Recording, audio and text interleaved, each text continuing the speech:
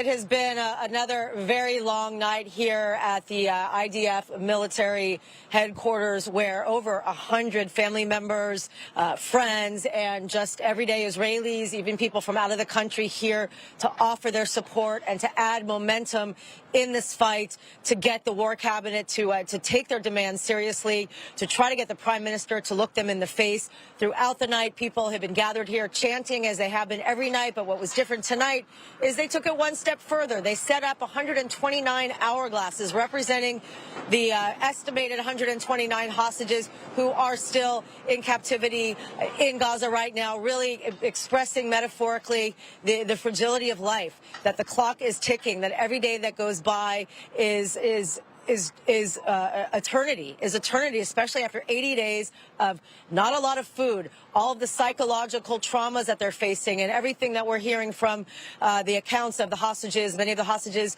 who have been freed, which is also making matters worse for those families that are still hoping for the release of their loved ones who are still held hostage. Also, throughout the evening, they were blocking the entrance to the IDF headquarters as members of the war cabinet were arriving earlier this evening to take part in a meeting with the prime minister, who again is not meeting one-on-one with the hostage families, which is very, very upsetting to those families. But throughout it all, one thing that remains the same: the solidarity is as strong as ever.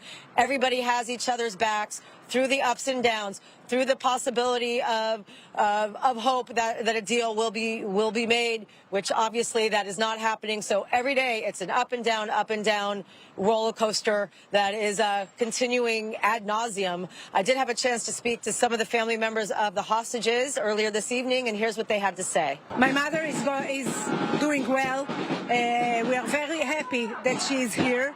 But we heard the story, and we know that the conditions are very, very bad in there.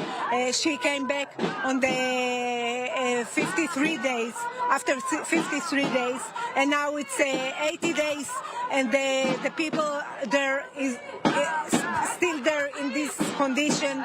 The old people, the young people, with not enough food, with not medication that they need, the old people, with the bomb of Israel that can kill them every minute, because not all of them are underground. So you heard it yourself from the hostage families, who are still holding on to hope that their loved ones will return home, and we are all praying that they will return home, and the support will never wane.